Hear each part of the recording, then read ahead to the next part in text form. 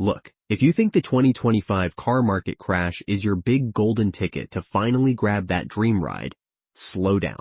Pump the brakes. Because yeah, prices are dipping, but this isn't a sale. This is a reset, a market detox after 3 straight years of complete lunacy. You're not walking into a clearance event. You're walking into a financial cleanup site. Here's what happened. 2020 hit, supply chains went sideways, and suddenly every car on the planet was made of gold. People were paying over sticker for used vehicles. Dealers were marking up Toyotas like Ferraris. I watched some dude trade his 3-year-old Tacoma for more than he paid new. That's not a market. That's a mania. And man, people lost their minds. Folks were buying cars they couldn't afford, on loans they didn't understand, thinking, I'll refinance later. Later never came. Then the interest rates skyrocketed. The free money faucet got turned off. That's when the gears started grinding. By 2024, the average new car payment hit around $750 a month. The average loan, 72 months. That's 6 years of debt for a depreciating asset. Some people even stretched it to 84 or 96 months. That's not financing. That's financial life support. And it's catching up fast. Banks are reporting rising delinquencies, the most missed payments they've seen since 2009. And guess what happens when those loans go bad? The banks start repossessing. Those repos flood the auction lots, and those auctions flood the used market. That's the real crash wave. Not the headlines, not the hype. It's the slow bleed that turns into a landslide. But here's where it gets sneaky. The industry knows the crash is coming, so they're already building the traps. And if you're not paying attention, you're gonna drive straight into one. Trap number 1, the massive discount circus. Dealers are already prepping huge sale campaigns. They'll plaster every lot with red banners screaming up to $10,000 off MSRP and 0% APR. All smoke and mirrors. They're not losing a dime. They'll play games with interest rates, trade-in values, and hidden fees. You'll walk out feeling like you won, but you'll still be underwater the minute you leave the lot. Remember, if they're advertising 0% interest, they already baked that cost into the sticker. There's no free lunch in finance, just a different menu price. Trap number 2, the used car safety myth. People think used is the smarter play when new prices drop. Normally that's true. Not right now. The used market is still bloated with leftovers from the pandemic bubble. Ex-rentals, flood cars, auction junk that's been flipped 3 times. Everyone's trying to unload the same beat-up 2018 Camry with clean title and a mysterious smell. If you're shopping used, bring a scan tool and a friend who knows what rust looks like. The good used cars are already in garages. What's on the lot right now is the stuff everyone else walked away from. Trap number 3, creative financing. The most dangerous words you'll hear this year. Don't worry, we'll make it fit your budget. Translation. They'll stretch your loan out until it fits, but you'll end up paying for 2 cars by the end. Balloon payments, deferred starts, refinance later promises. All of it's garbage. These guys sell hope on paper, and they know most buyers won't do the math. So what do you do in a crash like this? Easy.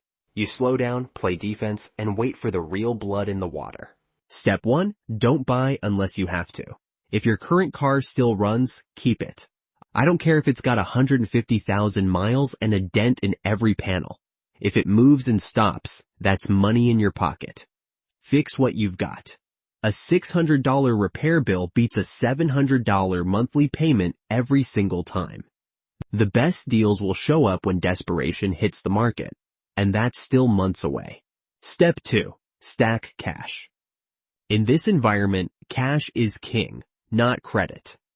Banks are tightening, rates are high, and every buyer with good credit is getting cold feet. So if you've got money ready when everyone else is broke or scared, you're holding all the cards. You can negotiate hard, walk away from bad deals, and scoop up cars from sellers who need out fast. Liquidity is leverage. Step 3. Watch the repo wave.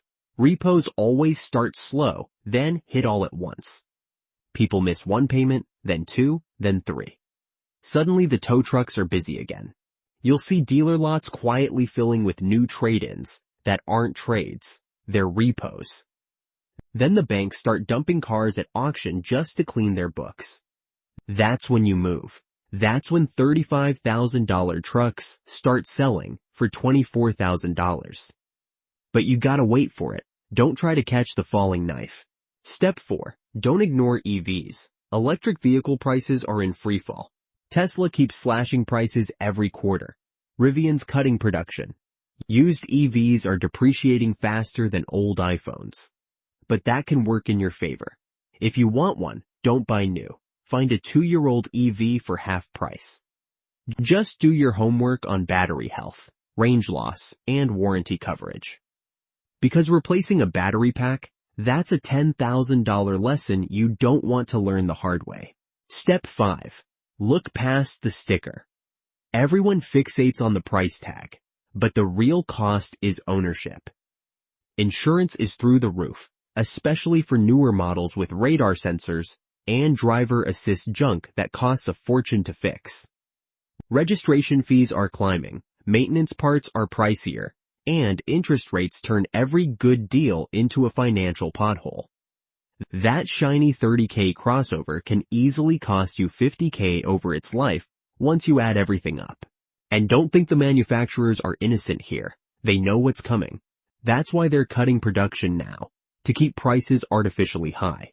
Ford, GM, Toyota, all scaling back output, all playing the same game. Limited supply equals higher margins. They'd rather sell fewer cars at higher profit than flood the market and tank prices. You're not fighting the dealer, you're fighting the system. Now let's zoom out. This isn't just about cars, it's about credit. The same easy money that fueled this bubble, the 2% loans, the pandemic stimulus, the buy now pay later mindset, that's all gone. People are maxed out. Credit card debt just hit record highs. Mortgage payments doubled for some households. The car market is just the first domino falling in a bigger affordability crisis. And when people can't keep up, the system has to reset. And that reset is what you're seeing right now. First, it's car dealers. Next, it's banks. Then, it's the manufacturers themselves. The weak ones will fold, the big ones will consolidate, and the buyers who stayed calm through it all? They'll walk away with cars, tools, and leverage at half the price. You want to survive a market crash? Easy. Do the opposite of the crowd. When everyone's panicking to sell, you wait. When everyone's scared to buy, you move. When everyone's chasing the new shiny model, you pick up the one nobody's talking about. That's how smart money works. You don't win these markets by being first. You win by being patient. The people who bought cars in the middle of the 2008 crash made out great. The people who bought them right before it, they got buried. Timing is everything. So yeah, the 2025 car market crash is real. And it's here. But it's not the apocalypse. It's the great unwinding of 3 years of nonsense. And if you keep your head straight, it's actually the best opportunity in a decade. Here's the playbook. Sit tight, stack cash, watch the repo lots, and keep your emotions out of it. The second you hear the words historic low prices, you wait. Because that's never the bottom. The bottom is when nobody's talking about it anymore. That's when you quietly slide in, sign the deal, and drive off smiling while everyone else is licking their wounds. Look, I've seen this before. The economy overheats, the debt piles up, and everyone says, this time it's different. It never is. The car market runs on emotion, fear, and greed. Right now, it's all fear. Perfect. That's your window. So yeah, prices are dropping. Dealers are sweating. Banks are nervous. But you don't panic. You don't chase. You just keep your wallet in park. Wait for the dust to settle. And when it does, you buy like a sniper, not a stampede.